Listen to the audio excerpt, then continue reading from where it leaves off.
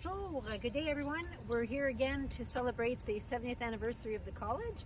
Nous allons profiter d'une autre rencontre pour mettre en évidence les festivités préparées par le chapitre du Fort Saint-Jean pour souligner l'anniversaire 70 ans de notre collège. Alors suivez-moi, on va rentrer au Dillery pour rencontrer nos deux invités de cet après-midi. Venez-vous-en!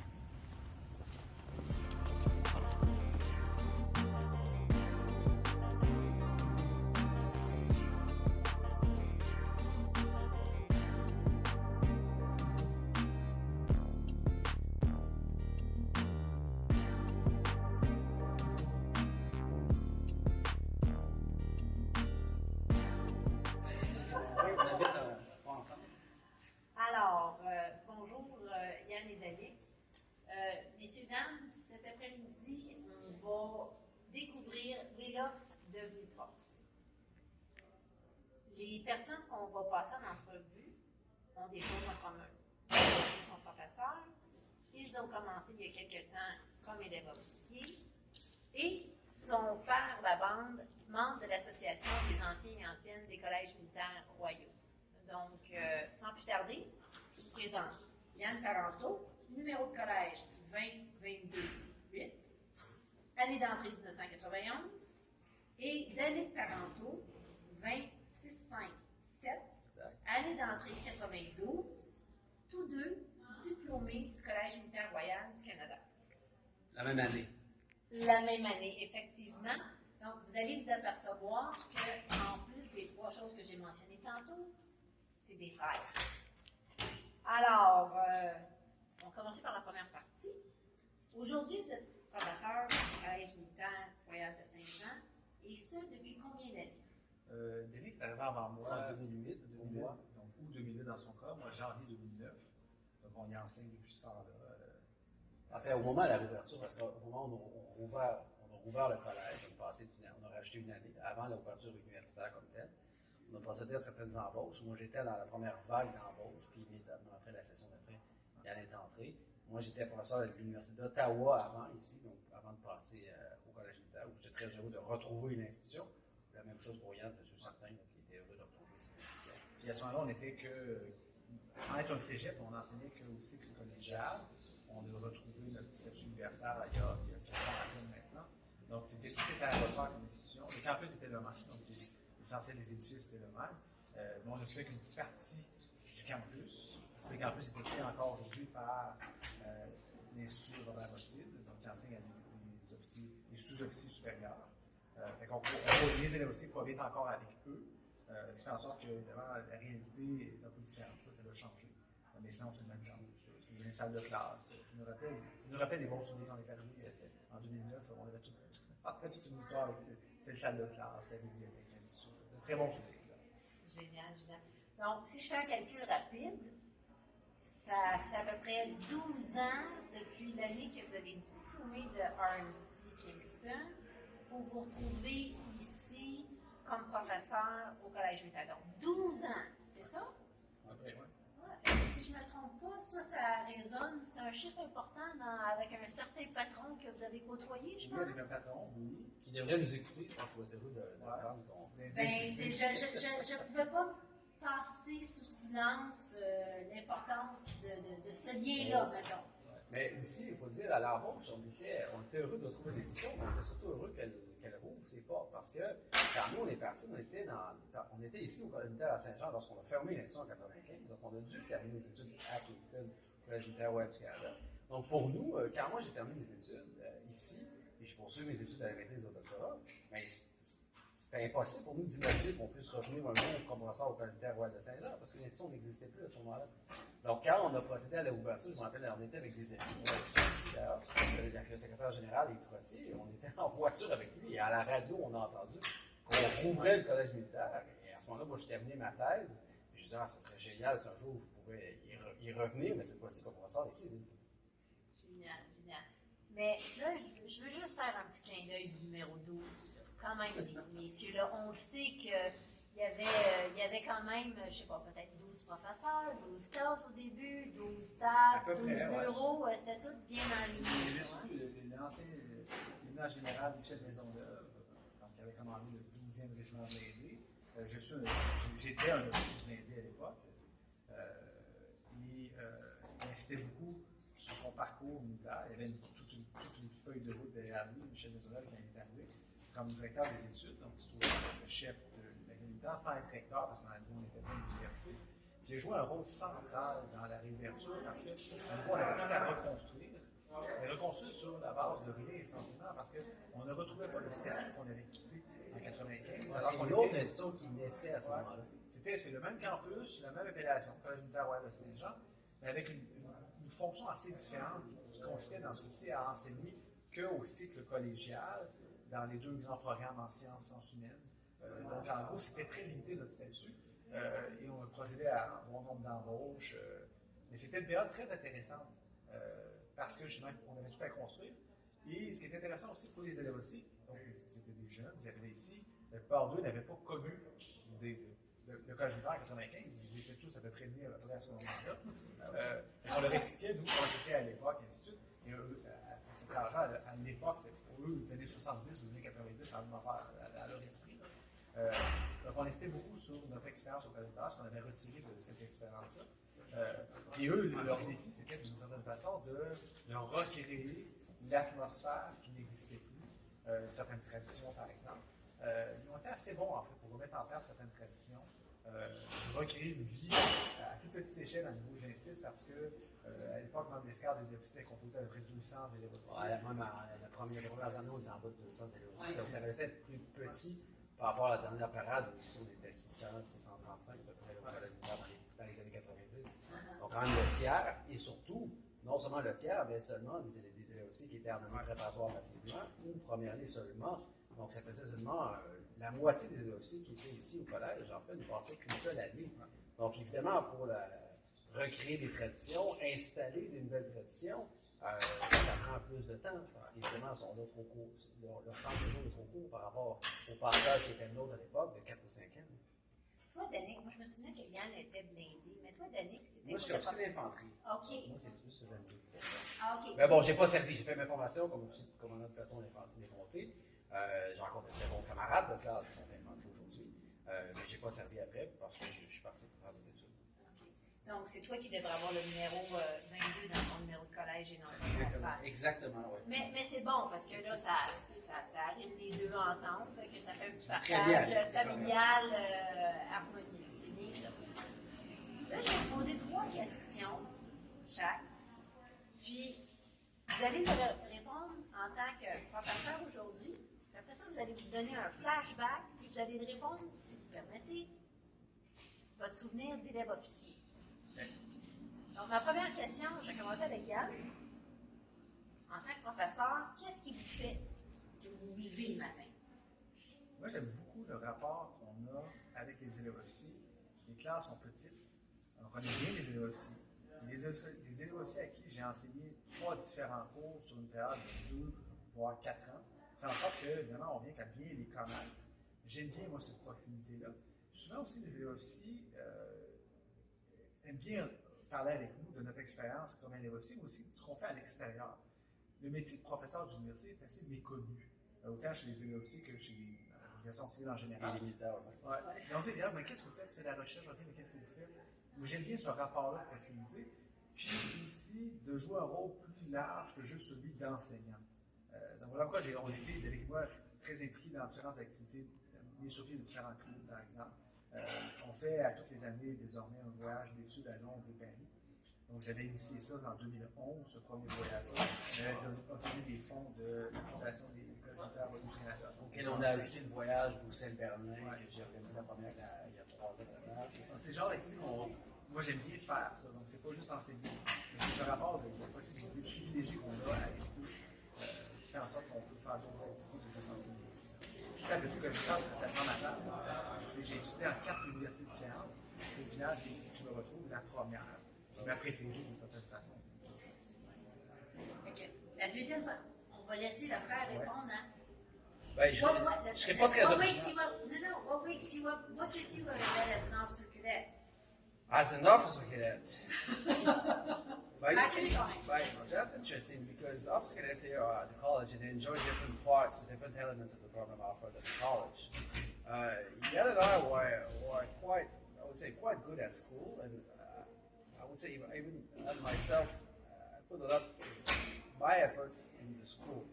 So I got good grades and I really enjoyed it. And at the end of my stay at the college, because I did 2 years, I was a BA as they called it at the time.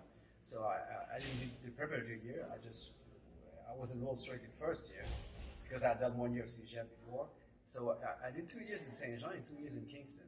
And when I joined in Kingston, my decision had been made at that time that I wouldn't serve after.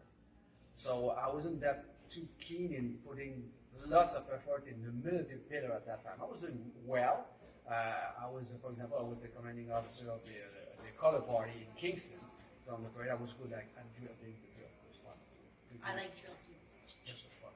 So I was doing my part on it, but my most emphasis was on school, which provided me with good grades, which allowed me to get the scholarship when I left the college. So. Excellent, excellent. En 3 mots, comme professeur, on va continuer avec toi, Denis. Comment vous décriveriez? Moi, comme professeur? Oui. Oh, c'est dur. 3 mots. Le premier, je vais le dire, probablement de la perspective des élèves officiers. Première impression, il risque de me trouver sévère. Parce que j'aime poser la barre haute, et parce que je crois que les officiers sont capables de les accompagner nous-mêmes comme professeurs. Donc, sévère, je dirais. Je vais aller, le deuxième, ce serait peut-être curieux, parce que le plus important pour moi dans la formation qu'on offre des élèves officiers, c'est pas de les former dans un champ de spécialisation trop poussé, mais c'est davantage de leur donner des outils, une curiosité, qui vont garder tout le cours de leur carrière, ou dans leur vie de cours, en fait. Parce que le plus important ici, c'est de les ouvrir l'esprit, pour qu'ils puissent par la suite continuer à apprendre par eux-mêmes. Davantage que de fournir des cours, des connaissances bien précises. Dans mon cours, j'enseigne la philosophie de la science politique. La pensée critique, c'est quelque chose qu'on conserve toute une vie, qu'on développe graduellement avec le temps et dont on acquiert les bases jeunes, même si en réalité, on n'en fait pas un usage bien poussé quand on est très jeune. C'est plus tard, lorsqu'on devient colonel, par exemple, on connaît plus en pratique sa pensée critique. Donc, sévère, curieux, je vais appeler le troisième terme loyal dans ce cas-ci, parce que je suis loyal à l'institution et j'espère que les officiers le perçoivent. C'est bien, même si je n'ai pas servi, j'espère que les officiers perçoivent que je suis loyal à l'institution, c'est-à-dire que je me donne. Et comme Yann le mentionnait plus tôt, Yann et moi, on sent et on accepte cette responsabilité supplémentaire qui est sur nos épaules. On n'est pas simplement un professeur, même si c'est la raison pour laquelle on est embauché ici. Mais j'espère, et on pense que c'est le cas, d'avoir joué un rôle plus important auprès des élèves officiers. Parce qu'on est passé par le collège. Si bien que lorsqu'on discute avec les élèves officiers, on n'a pas un rapport strictement professeur-élève. Il y a un rapport de camaraderie qui s'installe aussi, puisqu'on croise les élèves officiers à l'extérieur du collège, de la salle de classe, que ce soit au tournoi de ballon de ballet, la fête des anciens, les voyages culturels, lorsqu'on passe du temps à l'étranger avec les élèves officiers. Ça permet de tisser un lien plus personnel, mais qui nous rattache à la communauté des anciens. Puis bon, tu le sais, Caroline, la communauté des anciens, c'est intergénérationnel. Il y en a toutes les années. Mais c'est une communauté qui existe réellement. Et au début, les élèves aussi, lorsqu'ils arrivent ici, ils ne connaissent pas l'existence de cette communauté. Et pour eux, c'est très loin. Les anciens, c'est des anciens. C'est des vieux chenous, c'est des vieux. C'est des vieux. Donc, pour eux, la vieille brigade, le jeune qui est diplômé l'an dernier, c'est le même groupe. Après ça, plus ils vieillissent, notamment les premières années après la diplomation ici, là, ils se rendent compte que c'est une vraie camaraderie, une vraie communauté, et ils en sont membres à part entière. Mais ça prend un certain temps avant qu'ils découvrent ça. Donc, nous, au collège, on espère être capable de leur donner le goût, justement, de demeurer loyal à l'institution, au-delà de leur service militaire. Parce que la communauté des anciens, c'est beaucoup plus que seulement une communauté militaire. C'est un réseau, c'est un réseautage qui n'a pas de prix, autant par un soutien émotionnel qu'un soutien de développement professionnel. On se l'est tous fait enseigner. Quand tu arrives sur ta première base, ou si un jour tu décides de quitter et tu veux te trouver un autre emploi, regarde s'il n'y a pas un ancien, une ancienne quelque part pour échanger avec. Donc là, on retourne, c'est toi qui dois faire le flashback, Yann. As an officer cadet, Three words that described you. When you were an officer cadet, way back when. Je sais que tu es encore jeune, là, mais way back when. Good student, very good student. No, I'm joking here. No, to be frank, I think I was overall a good student. I put a bit more emphasis than Danik did on the military portion of it. So at bars, I was in Engstro, for instance. I really enjoyed that. But I knew in the end that what really drove me was the academic portion of all. So out of the 4 pillars, I could envision myself to become a university professor, what I'm doing right now, and which I'm enjoying obviously here. So I was a good student. So to go back to a good student, I enjoy the college life. So I to put it in the more simpler terms, I enjoy The social life. The social life of the college. Matter. Exactly. So, for instance, I was every year. You must remember that every year there were every so often, like once a month or so, there were like a team party. One of which was the black and white. For instance, so usually was the DJ of the black and white party. So that's something that I enjoy. I also put together the meet and greet. So when the first party that the prep year attended with the first year. So I was in charge of the whole week of organizing this. So I enjoyed doing that. So I'd say again, social life was something important. And in the end, camaraderie, the fact that we've developed, besides the social life, we also developed close relationship, close friendship with people with whom I still today enjoy a close relationship. So it's still today amongst my best friends. They're Milton College graduates, so they're classmates, still today. So. Mais votre classe a vraiment un groupe particulier, en fait, de tissé, là, comme on dit, de tricoté serré, là, c'est beau à voir. Puis nous, au niveau du chapitre, c'est une inspiration parce que Andrew, Michael Andrew, j'ai inversé son nom. Oui, lui, c'est génial. Puis quand on a lancé les retrouvailles hivernales, ça a été un groupe, grâce à Andrew, pour remousser cette participation-là, qui fait que le réseautage dont on parle fait du bouche à oreille. Puis nos jeunes, ils viennent se joindre à nous. Donc là, on voit de plus en plus de générations intragénérationnelles maintenant quand on se retrouve, qui est évidemment fort agréable. Alors, la troisième question, c'est, comme professeur Yann, si vous aviez à choisir un mentor, n'importe qui, ce serait qui cette personne-là? Mon mentor qui aurait pu agir comme mentor auprès de moi. Ouais. Comme élève officier? Ouais. Non. Là, en ce moment, est-ce que vous avez un mentor ou quelqu'un qui vous inspire aujourd'hui? Parce qu'on progresse dans la vie. Puis peut-être quand on était jeune, je fabule en disant, ben, Superman. Okay? Mais là, aujourd'hui, on est rendu plus vieux, puis on côtoie différents mondes, on dit, peut-être les mêmes valeurs sont là, mais c'est une autre personne qui est le porteur de cette, on va appeler ça inspiration. Je vais rappeler à nouveau Michel Desaulniers. Michel Desaulniers, évidemment, on l'a côtoyé, c'était le directeur, c'est lui qui m'a embauché ici au Collège militaire. Il a joué un rôle central pour l'institution. Mais aussi comme personne, c'était quelqu'un de très inspirant.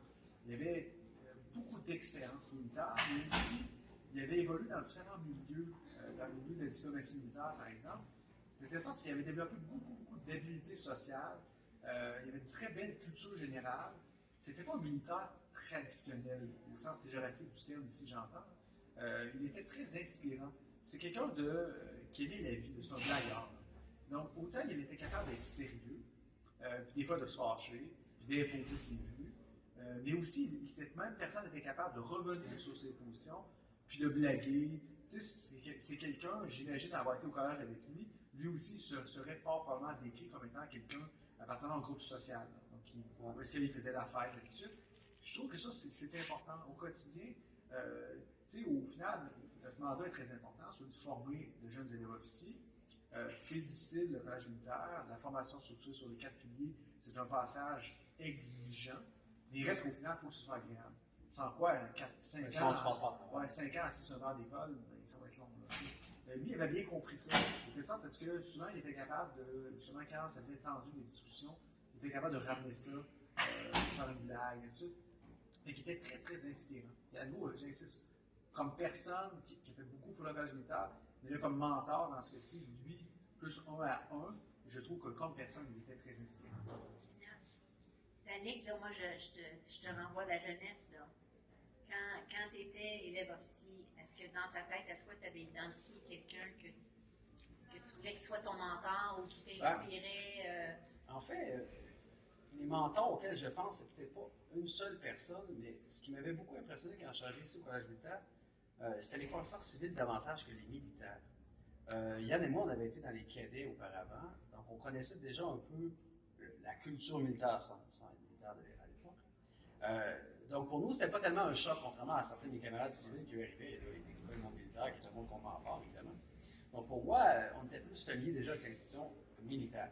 Mais le véritable choc, et pourquoi c'est devenu un mentor, c'est que, évidemment, les professeurs, pour moi, m'avaient impressionné beaucoup, puisque ils avaient une culture générale, ils avaient voyagé, ils parlaient 2, 3, 4 langues. Et ça m'impressionnait beaucoup du milieu dans lequel on a grandi, Yann et moi, un milieu classe moyenne, mais sur le plan culturel assez pauvre, c'est pas une plainte que je fais là. Donc, nous, ça m'avait beaucoup impressionné, et c'est ça qui m'avait donné le goût, moi, de poursuivre mes études. Paradoxalement, quand j'explique mes collègues civils de l'université, d'où vient ce goût de la philosophie. J'ai fait mon doctorat en philosophie. Mais là, je dis, c'est dans l'armée que j'ai pris le goût de la philosophie. Tout le monde partait à rire, évidemment. J'explique, non, tout à fait, je suis très sérieux. C'était au collège militaire où j'ai découvert, parce que c'est pas quelque chose à laquelle j'étais familier. Moi, j'avais jamais vraiment été exposé à la littérature, par exemple, au secondaire. Yann et moi, on est diplômés d'une polyvalente bien ordinaire à Victoriaville, donc il n'y avait rien de stimulant sur l'intellectuel là-bas. Donc, oui, peut-être, mais oui, c'est ça. Justement, intellectuel, j'entends. Et donc, à ce moment-là, nous, on a découvert à la fois ici la littérature, le cinéma, la culture, le voyage, tout ça ici. Et ça venait surtout de nos professeurs civils qui étaient excellents. Donc, moi, de mon passage au collège militaire, les mentors ont été pour moi les professeurs civils que j'ai côtoyés, dont Marc Imbeau, qui est encore ici au collège militaire, qui était mon directeur de fin de bac, qui m'avait beaucoup inspiré par son parcours. Donc, qui est aujourd'hui un ami, je le constate comme un ami aujourd'hui, et un collègue de travail. Donc, c'est davantage à ces personnes-là que je pense, si je me reprojette à l'époque, quand j'étais élève officier. Ah, c'est bon, c'est intéressant. On tire vers la fin. Personally, I find it extremely fascinating to see that you were here as an officer cadet, today a professor. You both taught my daughter a few years ago. To be able to share and see how things maybe changed, didn't change. Je trouve ça extraordinaire. Je vous envie. Je me suis fait gâter pendant 2 ans en revenant comme officier de rayonnement ici à titre de civil. Mais si on se projette, ils disent que la société a évolué, les choses ont changé, puis vous avez touché un peu le sujet tantôt. Qu'est-ce qui est demeuré un constant? Si vous vous retournez dans le temps, vous êtes revenu en 2008, puis vous avez dit on a contribué à ramener certaines traditions et ainsi de suite, mais s'il y avait un élément, la constance, que peu importe la formule qu'on a prise ici, on sait que le collège a conservé ça malgré toutes les transformations, parce que nous, contrairement à Kingston, on a fermé, on a réouvert, on a ravifié quelque chose. Donc, quelle est la constante? En dépit de la rupture qui était la fermeture du collège et sa couverture, donc une rupture dans les traditions, évidemment, l'esprit de camaraderie là, qui est caractéristique des académies militaires, et là, c'est pas seulement le collège militaire, c'est essentiel. Moi, je suis professeur invité à l'école royale militaire de Bruxelles, donc je côtoie les élèves officiers belges. Cet esprit de camaraderie-là est universel dans toutes les académies militaires. Et ça, il s'est reconstruit d'autres codes, d'autres traditions, d'autres coutumes, qui ne sont pas totalement étrangères à celles qu'on a connues, là, évidemment. Mais cet esprit de camaraderie-là, c'est la constance. À travers les âges, ces élèves officiers-là, entre eux, créent une nouvelle fraternité, une nouvelle camaraderie des collèges militaires, avec leur propre code. Puis ça, c'est resté. Ça, on le retrouve aujourd'hui. Quand on parle avec les élèves officiers, on retrouve, appelons ça des patterns, que nous, on connaissait dans le groupe qui était le nôtre, qu'on retrouve aujourd'hui en 2022. Oui. Peut-être j'ajouterais aussi qu'à nous, au-delà de cette rupture, le programme c'est quelque peu transformé, mais il reste encore structuré autour de la question des 4 piliers. C'est essentiellement le collège militaire pour justifier son existence. C'est qu'on forme des jeunes officiers, certainement, mais ces officiers-là, on les forme pour qu'ils deviennent bilingues, sont en forme, qui aient développé des aptitudes au leadership, au commandement, et aussi qu'ils obtiennent donc un baccalauréat, en l'occurrence en études internationales. Mais ça, cette formation-là, elle est complète. Il n'y a rien d'équivalent dans une université civile, et ça n'a pas changé. Il y a des choses qui ont évolué. La question du sport a été, d'une certaine façon, un peu mieux conçue, mieux intégrée, surtout dans son volet académique qu'à notre époque, où tu te rappelles. Grâce au PSP, le professionnel, que les PUSAF qu'on a connu à l'époque. Donc, il y a des évolutions. Exactement. Positives. Même la formation militaire en leadership, par exemple, aujourd'hui, il y a des éléments conceptuels dans cette formation-là qui sont greffés à ce qui se faisait déjà, je trouve qui est bénéfique pour la formation. Donc, on est moins dans la vieille école de l'époque qu'on a connue, nous. On dit, ben, c'est comme ça qu'on le fait parce que c'est comme ça qu'on le faisait avant. Donc là, il y a une réflexion qui n'est pas totalement aboutie, mais qui était certainement plus avancée qu'à notre époque. Mais il reste que dans l'ensemble, ce tout-là, il est complet. Et c'est ce qui fait, de toute façon, la marque de commerce du collège militaire. Mais c'est ce qui fait que c'est une si bonne école. Ouais, c'est ça. En toute franchise. Moi, quand j'ai quitté pour aller faire ma maîtrise, par la suite, j'ai été bien formé ici. Et non seulement parce que j'avais été bien formé sur le plan académique, je vois la même chose, je suis certain pour Yann, mais on était en mesure de prendre une capacité de travail plus soutenue, capacité sociale, il ne faut pas négliger non plus, ce marché de l'emploi, tu le sais très bien. Essentiellement, c'est capable de se vendre soi-même, mais c'est pas en termes péjoratifs, mais capable de bien relier, de bien entretenir des relations sociales. Ça, c'est des attitudes qu'on développe ici. Peut-être davantage que dans certaines universités civiles.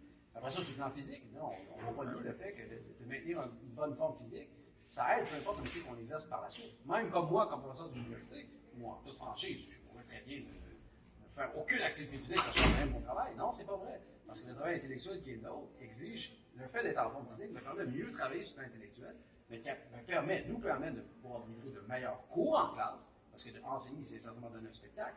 Pour délivrer un bon spectacle, il faut être capable de tenir le rythme pendant 3 heures. Donc là, ça, on a conservé ça. Ça, c'est le collège militaire qui nous a donné ça. Ça, on le doit au collège militaire. Alors, ma dernière question, avant qu'on vous remercie de tout ce que le temps que vous avez consacré. Est-ce qu'il y a un Yves Trottier dans votre classe? Est-ce qu'il y a un Yann dans votre classe? Est-ce que vous avez enseigné à un René Poulain? Est-ce que vous avez enseigné à une autre Marie-Claire Farran? C'est une bonne question, ça. Parce que je dois avouer le loisir qu'on a de croiser ces jeunes-là, puis moi je trouve ça d'une inspiration totale. À un moment donné, un petit clin d'œil, puis tantôt j'attendais pour rentrer ici, je disais, oh mon Dieu, il ressemble à Alain qui était dans mon année. Fait que, on a tout ça, avez-vous ça dans vos classes? Dès les premières années, quand on était arrivé, il y avait le même patron. On voyait, OK, lui, il a de l'air, je ne vais pas les nommer. Souvent, c'était pas toujours les. Il dormait comme l'autre. On retrouve ça. En fait, ça, c'est l'autre chose, c'est que finalement, un jeune de 17 ans qui rentre en préparatoire ici, qui rentre en 91 ou qui rentre en 2022, c'est le même jeune québécois. Donc, les autres, on les prend dans la société québécoise, qui a évolué certainement, mais c'est à peu près le même parcours qu'ils ont. Ils nous arrivent ici avec à peu près les mêmes traits. Les traits de personnalité qui demeurent. Oui, c'est ça. Justement, bon, tu parles en classe, mais là où ça saute davantage aux yeux, je crois, c'est quand on les côtoie à l'extérieur de la salle de classe, parce qu'ils sont davantage eux-mêmes, je dirais. Fait que, mettons l'expérience qu'on a, Yann, en voyage, autour de ballon-ballet, festival des anciens. Là, on les découvre sur un nouveau jour, alors qu'en classe, des fois, certains peuvent être plus réservés. Finalement, ils s'avèrent être pas mal plus social, si on veut, à l'extérieur. Donc, mais oui, on le voit. On dit, lui, c'est un tel, il peut penser à l'autre. Ils font un peu le même genre d'activité. Quand on était au collège, une chose qu'on faisait souvent, c'est des voyages. Donc, on allait, par exemple, pendant la semaine de relâche en mars, on allait en Floride. On faisait ça avec des amis. Bon. Et ça, on le voit parmi les élèves aussi, il y en a qui font à peu près la même chose. Ils comprennent qu'évidemment, ils ont du temps ensemble, ils ont un petit salaire, ils peuvent se permettre ce genre de folie-là. Ouais. Ça, on le voit. Où on faisait aussi du canot camping, par exemple. Il y en a des groupes d'élèves aussi qui nous disent, on est revenu de la semaine, on a fait ça. Là, fin de semaine, on était allé en canot camping telle place. Moi, j'aime ça de voir ça parce que justement, ça me rappelle des bons souvenirs. Puis à nouveau, ça n'a pas changé. C'est un groupe de jeunes de 20 ans qui ont du temps ensemble, peu de temps, mais quand même. Ben, qu'est-ce qu'ils font? Qu'est-ce qu'on fait quand on a 20 ans? Génial. Ben, écoutez, ça termine notre rencontre avec les frères parentaux. Je suis certaine que vous allez être d'accord avec moi. On aurait pu jaser encore longtemps. Un gros merci pour votre temps, votre spontanéité, convivialité, ça a été, en tout cas, j'ai adoré. Merci beaucoup. Et puis, ben, on va continuer à se revoir. Le réseautage va se maintenir entre la grande famille des anciens. Puis, on va souhaiter un bon 70e à notre collège. Totalement Hein? parfait. Merci, Merci Ariane. beaucoup. Merci.